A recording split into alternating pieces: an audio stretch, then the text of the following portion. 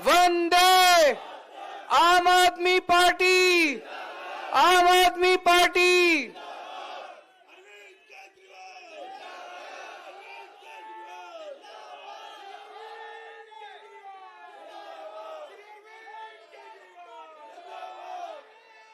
दिल्ली के कोने कोने से आए हुए मेरे सभी प्यारे भाइयों बहनों, माताओं, बुजुर्गों और जो टीवी पे देख रहे हैं उन सब लोगों को मेरा नमस्कार, सबको मेरा प्रणाम। आम आदमी पार्टी को बने हुए अब 12 साल हो गए। आज 13वां जन्मदिन है। ऐसे लगता है जैसे कल ही बनी थी। और आज ही भारत का संविधान दिवस है। यह कोई संयोग नहीं हो सकता कि जिस दिन भारत का संविधान दिवस है उसी दिन भारत के अंदर एक नई पार्टी कई साल के बाद, 60-70 साल के बाद पैदा होती है। भगवान जो भी कुछ करता है उसके अंदर भगवान की कुछ ना कुछ मंशा होती है। ऐसे ही नहीं करता भगवान। गलत तो नहीं कह रहा? तो भगवान ने संविधान दिवस के दिन ही आम आदमी पार्टी को पैदा किया। कुछ तो सोच के किया होगा। भगवान को भी लग रहा हो भाई संविधान खतरे में है, अब एक ऐसी पार्टी चाहिए जो इसको बचाएगी। अच्छा, और बड़ी 3 बातें बड़ी हैं। एक तो इस पार्टी का नाम पड़ा आम आदमी पार्टी। आम लोगों की पार्टी है, उन लोगों की तरह नहीं है। आम लोगों की पार्टी है, आम लोगों ने इकट्ठे होकर बनाई। जब पार्टी बनाई थी एक भी कोई ऐसा नहीं था जो कि जिसके बाप दादा परदादा कोई नेता हो, कोई पॉलिटिकल पार्टी से। सारे आम लोग थे। हम सारे इकट्ठे हुए और सबने पार्टी बना ली और ऊपर वाले का आशीर्वाद था। आगे 12 साल बीत गए। 12 साल में काफी कुछ हासिल किया। तो पहली चीज तो आम आदमी पार्टी। दूसरा, झाड़ू इसका चुनाव चिन्ह। तो भगवान ने कुछ तो सोचा होगा कि एक तो संविधान दिवस वाले दिन आम आदमी पार्टी और झाड़ू चुनाव चिन्ह, तो भगवान ने बहुत बड़ी जिम्मेदारी दी आप लोगों की। ये झाड़ू चलाने की आपकी जिम्मेदारी है। पूरे देश को साफ करो अब। तो जब पूरे देश को साफ करोगे, कूड़ा कचरा निकालोगे, तो फिर धूल मिट्टी तो उठेगी थोड़ी, है ना। संघर्ष तो करना पड़ेगा। ऐसा तो नहीं है कि बिना संघर्ष किए। तो ये जितना कुछ चल रहा है हमारे खिलाफ, ये तो लिखा ही था, हमारी तकदीर में ही लिखा है। ये संघर्ष तो हमारी तकदीर में ही लिखा है। अब अगर कोई कहे भाई 12 साल में क्या पाया, तो कोई कहेगा 2 राज्यों में सरकार आ गई, गुजरात में 5 एमएलए आ गए, गोवा में एमएलए आ गए, कश्मीर में एमएलए आ गए, यहां मेयर बन गए, वहां मेयर बन गए, यहां पंचायत। मेरे हिसाब से उससे बड़ा, सबसे बड़ा अचीवमेंट है कि हमने इस देश को एक मॉडल ऑफ गवर्नेंस दिया है कि सरकार ऐसे भी चल सकती है, सरकार ईमानदारी से भी चल सकती है। और अगर ईमानदारी से सरकार चले तो क्या नहीं हो सकता, सब कुछ हो सकता है। सरकार घाटे में चलने की जरूरत नहीं है, सरकार फायदे में भी चल सकती है।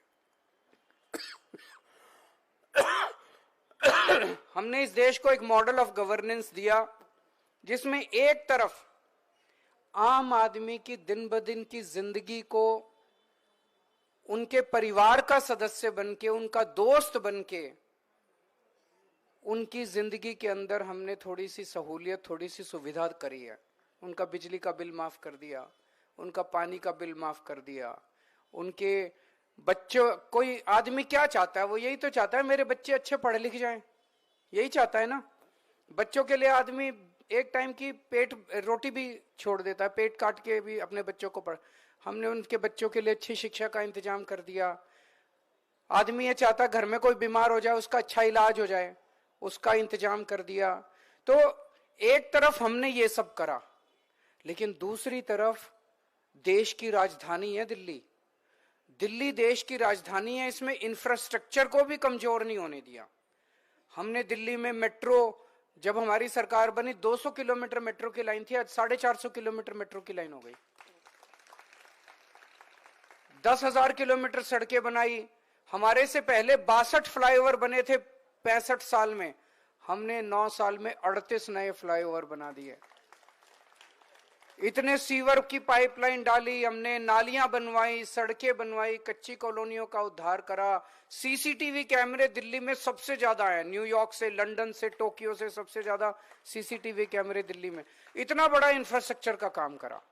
तो ये जो मॉडल दिया हमने गवर्नेंस का, भाई एक तरफ आम आदमी की जिंदगी में सुविधा दी, दूसरी तरफ इंफ्रास्ट्रक्चर बढ़ाया, और तीसरी तरफ ये सब देने के बाद भी बजट को फायदे में रखा, बजट को घाटे में नहीं जाने दिया। ये दिल्ली मॉडल ऑफ गवर्नेंस है, जिसको मुझे लगता है कि हमारी सबसे बड़ी देन आज यही है। जो लोग हमारे को गालियां देते थे, फ्री की रेवड़ी कहते थे, ये कहते, आज वही इन चीजों की बात करने लगे हैं राजनीति के अंदर, स्कूलों की बात करने लगे हैं।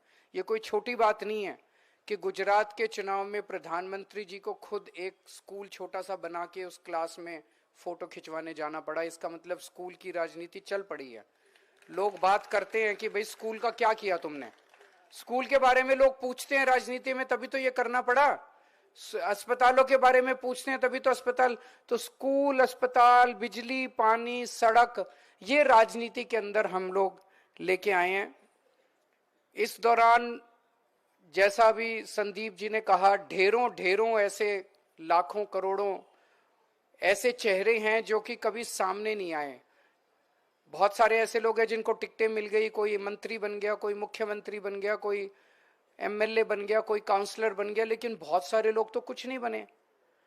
वो लोग तो फिर भी आम आदमी पार्टी के लिए काम करते रहे। क्यों करते रहे? कहां से आया ये जुनून? एक बहुत बड़े नेता है हमारे देश के, वो कह रहे थे ये केजरीवाल पता नहीं क्या खिलाता है अपने कार्यकर्ताओं को कि वो जुनूनी रूप से काम करते हैं। हम कुछ खिलाते नहीं हैं, हम केवल देशभक्ति की भावना भरते हैं लोगों के अंदर। जब एक आम आदमी, एक आम वॉलंटियर आम आदमी पार्टी के लिए काम करता है तो वो ये सोच के काम नहीं करता कि मैं आम आदमी पार्टी के लिए काम कर रहा हूं। वो ये सोच के काम नहीं करता कि मेरे को किसी को मुख्यमंत्री बनाना है या मंत्री बनाना है या आम आदमी पार्टी को सत्ता में, वो ये सोच के काम करता है मैं देश के लिए काम कर रहा हूं, देशभक्ति की भावना से काम करता है वो। और जब आदमी देशभक्ति की भावना से काम करता है, फिर वो तन मन धन सब कुछ न्यौछावर करने के लिए काम करता है। इसीलिए हम तो अपने कार्यकर्ताओं को कुछ दे नहीं सकते। दूसरी पार्टी वाले तो, मेरे को पता चला कि वो तो पैसे भी देते हैं, तनख्वाह भी देते हैं, बड़ी बड़ी फौज उन्होंने। हम तो किसी को कुछ नहीं देते। हम तो यही कहते हैं भाई आप ही के बच्चे हैं, आप ही का देश है, अपना ही देश है, सबका देश है। अगर आम आदमी पार्टी के लिए काम करोगे तो और ज्यादा तरक्की होगी देश की, नहीं तो फिर जो ढांचा चल रहा है, ढर्रा चल रहा है, वो ढर्रा चलता रहेगा। और इस दौरान पिछले 12 साल में हर 6 महीने में ये एक बार आम आदमी पार्टी की श्रद्धांजलि तो कर ही देते हैं। ऑबिचुरी कहते हैं अंग्रेजी में, कि भाई हाँ अब तो खत्म होने वाली है आम आदमी पार्टी, बस आखिरी दिन आ गए, वेंटिलेटर पे आम आदमी पार्टी, अब बस जाने वाली है आम आदमी पार्टी। मेरे को याद है सबसे पहली ऑबिचुरी लिखी गई थी 14 मई 2014 को। उस दौरान मेरे को याद नहीं आ रहा, लेकिन शायद मैंने किसी इंटरव्यू वगैरह में कह दिया था कि मैं अमित शाह जी के साथ वाद विवाद करने के लिए, डिबेट करने के लिए तैयार हूं। 14 मई 2014 को अमित शाह जी ने एक टीवी चैनल के डिबेट में कहा था कि 16 मई 2014 के बाद अगर केजरीवाल राजनीति में रहा तो मैं पक्का उनसे डिबेट करूंगा। मैं हूं राजनीति में, आज भी हूं।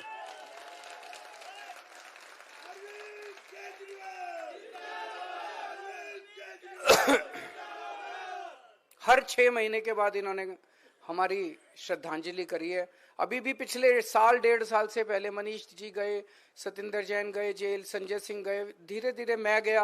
उन्होंने कहा अब तो खत्म हो गई आम आदमी पार्टी, अब तो बिखर गई आम आदमी पार्टी। अभी भी है, देखो सारी आम आदमी पार्टी है, अभी आम आदमी पार्टी अभी गई नहीं है आम आदमी पार्टी।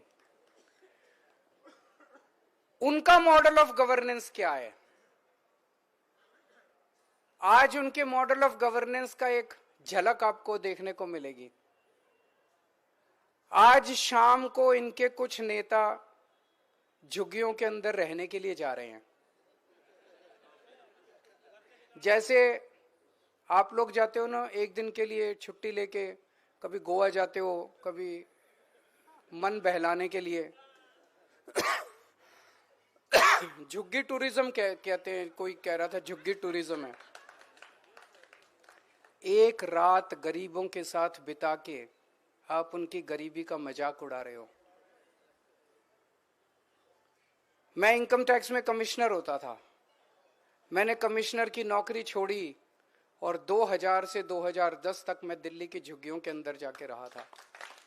अगर रहना है, अगर हिम्मत है तो थोड़े दिन 3-4 महीने वहां पे झुग्गियों में उनके साथ रह के देखो किस अवस्था में जीते हैं वो लोग। मैं दिल्ली के झुग्गी वालों से यही कहना चाहता हूं कि जो लोग आज आपके झुग्गियों में आके रहने वाले हैं उनसे सावधान रहना। यही लोग 1 साल के बाद आपकी उसी झुग्गी को तोड़ने के लिए आएंगे। ये उसी जिस झुग्गी में आज ये रहेंगे उसी झुग्गी को तोड़ने के लिए, उजाड़ने के लिए 1 साल बाद ये बुलडोजर लेके आएंगे। पिछले 6-7 साल में कई जगह इन्होंने झुग्गी तोड़ने की कोशिश की। कई जगह हमारी सरकार ने, हमने कई अपने पावर का इस्तेमाल करके उनको तोड़ने से रोका। मकान बनाना दिल्ली में बड़ा मुश्किल है। उनको एक झुग्गी के अंदर बेचारा आदमी रह रहा है, किसी तरह से 2 वक्त की रोटी खा के अपने बच्चों के साथ रह रहा है। अगर उसके पास पैसे होते तो वो भी बड़े बड़े महल ले लेता। उसके पास पैसे ही तो नहीं है, गरीबी तो आदमी है, और उसकी झुग्गियां तोड़ देते हैं ये लोग। तो मैं उनसे झुग्गी के लोगों को कहना चाहता हूं कि जो लोग आज आपके पास आ रहे हैं रहने के लिए, 1 साल के बाद ये आपके बच्चों को सड़क के ऊपर तड़पता हुआ छोड़ देंगे, आपके बच्चों को स्कूल के लिए तड़पा देंगे ये लोग। कई झुग्गियां हमने बचाई, कुछ झुग्गियां नहीं भी बचा पाए कुछ साल के अंदर, जहां झुग्गियां इन लोगों ने तोड़ दी। तो इन लोगों से सावधान रहने की जरूरत है, जो आज झुग्गी टूरिज्म दिखाने के लिए झुग्गियों के अंदर आज 1 दिन रहने के लिए आ रहे हैं।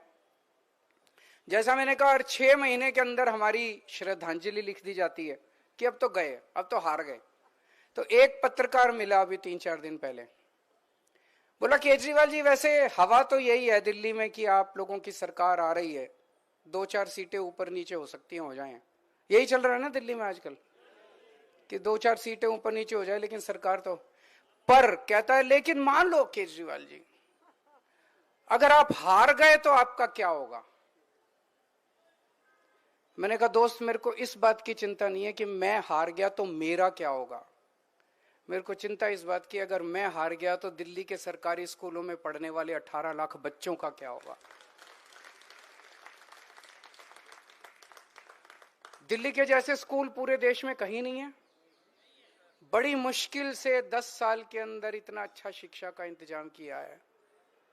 अगर हमारी सरकार चली गई तो उन बच्चों के पेरेंट्स का क्या होगा, जिन्होंने एक उम्मीद देखी है कि मेरा भी बच्चा डॉक्टर, इंजीनियर, वकील बनेगा। मेरी चिंता इस बात की नहीं है कि मेरा क्या होगा। मैं यहां सत्ता के लिए नहीं आया, हम सत्ता के लिए, ना आम आदमी पार्टी में कोई सत्ता के लिए आया। हमारी चिंता इस बात की है कि दिल्ली में आज जब कोई किसी गरीब के घर में कोई बीमार होता है, उसे तकलीफ तो होती है बीमार घर में कोई हो, लेकिन उसे पैसे की चिंता नहीं करनी, क्योंकि उसे सरकारी अस्पताल और मोहल्ला क्लिनिक में इलाज मिलता है। उन सब लोगों का क्या होगा जिनके घर में कोई इलाज, कोई बीमार होगा। उन सब लोगों का क्या होगा। दिल्ली में पहले 8 से 10 घंटे के पावर कट लगते थे बिजली के। अगर हमारी सरकार चली गई तो दिल्ली के अंदर फिर से 8-8, 10-10 घंटे के पावर कट लगने चालू हो जाएंगे। हमारे देश की राजधानी का क्या होगा, 2 करोड़ लोगों का क्या होगा। आज आम आदमी पार्टी ने पूरे देश के अंदर एक उम्मीद पैदा की है। पहले उम्मीद खत्म हो गई थी लोगों को कि सरकार कुछ करेगी, बस एक बार इससे नाराज होते थे उसको वोट दे देते थे, उससे नाराज होते थे। उस उम्मीद का क्या होगा जो आम आदमी पार्टी ने पूरे देश के अंदर जगाई है। केजरीवाल जीते हारे ये छोटी बात है। केजरीवाल यहाँ पे सत्ता के लिए नहीं आया, सीएम बनने नहीं आया। 2 बार सीएम की कुर्सी पे लात मारी है बिना किसी दबाव के अंदर।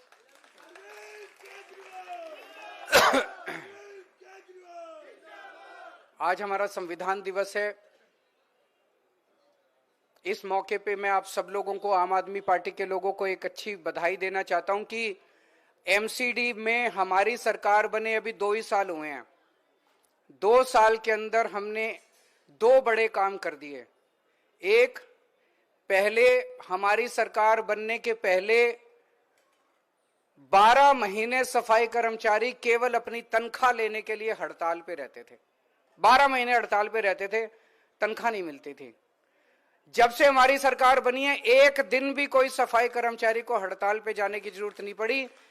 हर महीने के पहले हफ्ते में सबकी तनख्वाह उनके अकाउंट में चली जाती है, और दिवाली के टाइम तो दिवाली से पहले अगले महीने की तनख्वाह और बोनस उनके अकाउंट में चला गया था। दूसरा, 8,500 से ज्यादा सफाई कर्मचारियों को हमने पक्का कर दिया। सफाई कर्मचारी हमारे समाज के एक तरह से गरीब तबके से आते हैं।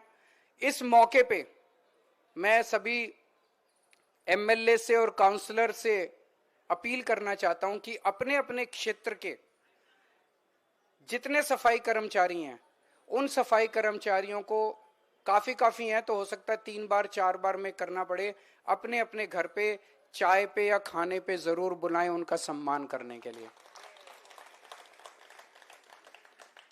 ये बड़े बड़े नेता गरीबों के घर तो जाते हैं खाना खाने, अपने घर कोई नहीं बुलाता। आप अपने घर बुलाइए, उनका सम्मान कीजिए, उनके साथ बैठ के थोड़ा टाइम बिताइए।